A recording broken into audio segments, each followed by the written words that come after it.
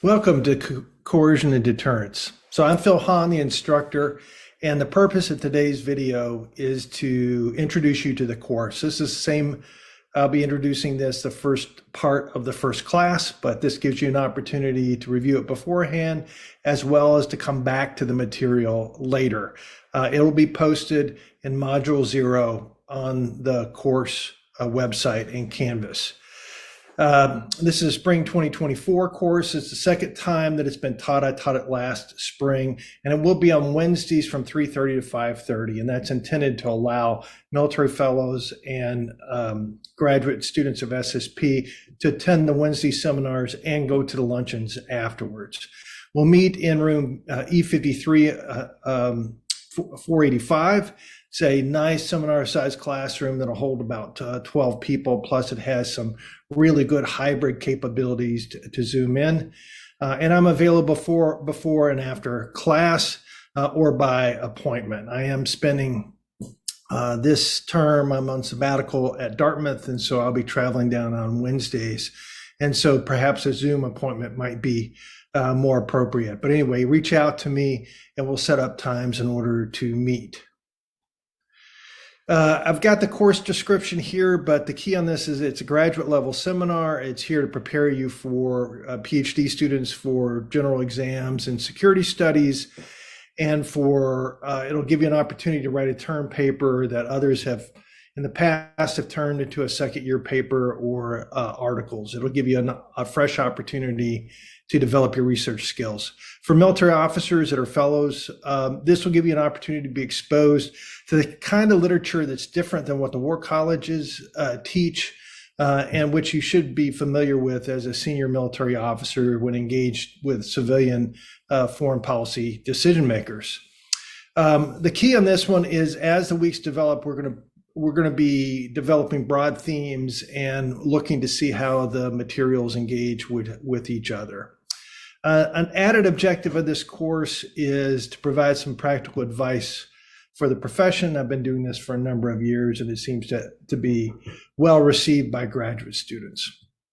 So let's get into the course. There's one primary assignment for all students that are enrolled on student status, and that is a term paper due at the end of class, a standard 25 to 35 page term paper.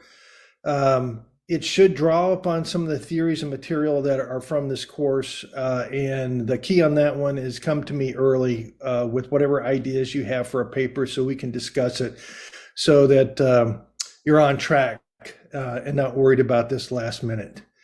The other half of the course, which is for students and auditors alike, is the contribution. And so the seminar only works to the degree to which everyone participates and comes prepared. You will be, one of the highlights of the course actually is you all getting to lead a portion of the seminar. And so starting week 3, in turn, you'll get an opportunity to lead the discussion in the first half of the seminar. As it turns out, this is probably the favorite part of the course for students, is their leading discussion and engaging with the material. I'll get a sign-up list going, we'll get it set up, and we'll demonstrate to you how to lead. But it's a key skill set is to be able to lead seminars, and so this gives you an opportunity to do that. And to be quite honest, I learn a lot as well, as you all bring up different points that I normally wouldn't otherwise emphasize. I will say that I'll be leading the second half of the discussion, so don't worry, we'll cover the most important aspects that you need to take from the readings as we go forward. I've been using a discussion board for a number of years, ever since COVID, and I will never go back. It's quite useful for students as well as for me to help shape the seminar discussion. So by 11 a.m. on Wednesday morning before seminar, I need you to post, every student and auditor needs to post to the discussion board, which is on Canvas. And what I'm asking of you is one of two things. If you're prepared for generals, just go ahead and take whatever notes that you've put together at that point. You can post those onto the discussion board. Or alternatively, if you're an auditor, write a paragraph or two. Set a timer, no more than 30 minutes, to write down what the key insights you gained, key questions, what you want to discuss from in the seminar. Post that. As soon as you post it, others who've posted will be able to read those. You can go and read those who've posted before as well, and it'll give you some insight as to what other students are thinking. I will read through and comment on every single post before class, and I use that in the final hours as preparation for class. We'll go over this again, but it's critical that you post your comments. You can use it as a forcing function to prepare for general exams. Those notes will be there. And you can also, so if you want to work as a team to organize your notes through the discussion board, that's fine too, for those of you who are looking at general exams in the future. Okay, we'll discuss a discussion board, but it really is an excellent tool to be able to communicate outside a seminar class on the readings. Now, mentioning the readings, the syllabus is posted in Module 0. I have the latest syllabus there. The readings don't change on that. There'll be minor updates. Sometimes I will add some optional readings because at the tail end of the syllabus, I've created a number of readings that I looked at and people have provided me that we potentially could have discussed in class, but we just simply don't have enough time. But that's a resource for you when you're doing your own research for your term paper or later on. I've provided that material. We're doing a mixture of books and articles. We'll start off the course with more books. As we get into more current topics, we'll go to more articles. We'll try to have a balance. I've listed here the required readings of the books, which you should be able to get purchase online, or I put them in the bookstore if you want. A few of them you can actually download online. I've placed all the articles on the Canvas site. And so those are the key books that we're going to be looking at. I will say that I've changed maybe 20% of the material from last year based upon feedback, gone to a few more of articles that get to the main point without having to read the entire book. So if you're looking at last year's syllabus and this year's syllabus, that's where those changes have come about from inputs from the students. And I'll be asking the same of you to provide feedbacks on these readings for what works and doesn't work for you as I continue to tweak this course.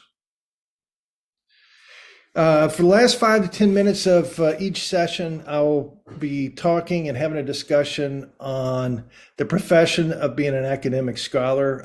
I don't believe the field does a great job of preparing graduate students for their profession. And so I've done this for a number of years, and I've had students say this is one of the best areas of the seminar is the discussion on a practical discussion.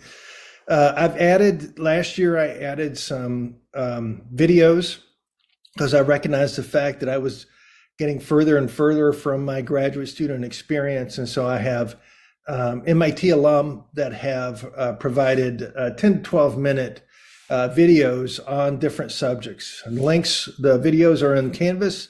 The links are also on the website. And I encourage you to take a few minutes before class to look at those videos and come with any type of questions you might have on the profession. In addition to the courses, we have movie nights. You may be aware of the movie nights now. Wright Smith ran them in the fall term, but what I've done is over the years when I'm teaching, particularly deterrence, there's a number of movies that as a security studies scholar, well, you just simply have to have watched. So this last February, we watched Dr. Strangelove, had a really good turnout in Pi.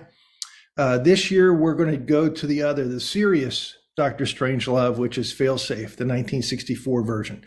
Anyway, we'll be doing those pretty much right after class, moving from our classroom over to the Pi conference room, where we'll watch the movies. And so even if you've already seen the film, I highly encourage you to watch the movies with us because you haven't seen the film while taking this course.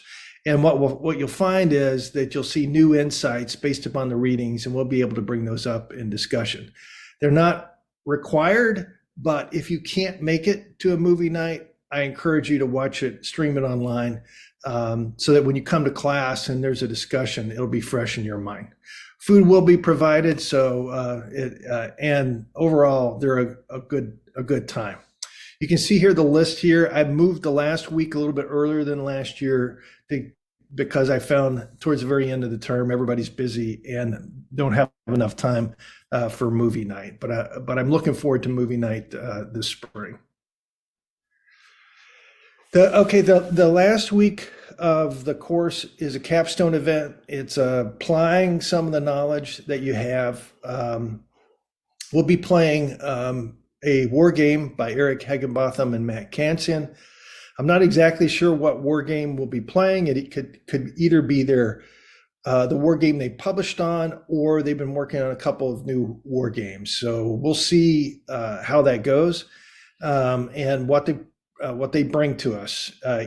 Whatever they bring, it'll be useful to us, particularly in trying to link the difference between conventional deterrence and nuclear deterrence. It'll be quite useful. It is an all-day event, noon to 5, unless MIT, the Security Studies program, has a Wednesday seminar. Right now, as I'm filming this, they don't have the schedule out yet. If there is a seminar, we'll start it right after the end of that seminar. So that will be the very last week of class, and based on last year, it was quite useful. In addition, we'll be playing a couple of games in class. We're going to, I'll bring, in the first couple of weeks, I'll bring forward a game, and then later we're going to have another game that we'll play. And the idea there is to expose you to some of the methodologies for both research and for educational purposes. Just a note on Zoom backup. We've got a great board, giant television in our room, which we can Zoom people in. And so if you can't make it to class because you're out of town or because you're sick, if you're able, I encourage you to attend via Canvas. Just let me know. We'll make sure it's logged up so that you can log in. And that'll be how we'll handle that. Also, for some reason, there's a giant snowstorm, other reason that we can't have class on campus, we'll plan on meeting on Zoom.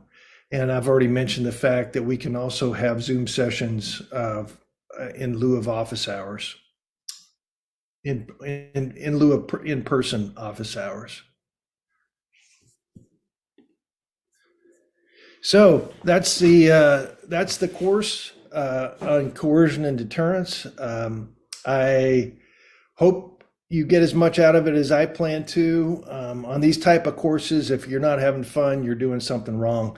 And so I look forward to graduate students. We are already getting contacted by auditors from other schools and other military fellows, including some international students. And so I look forward to everyone who can attend, and I hope you get as much out of the course as I intend to. Anyway, good luck. See you in class.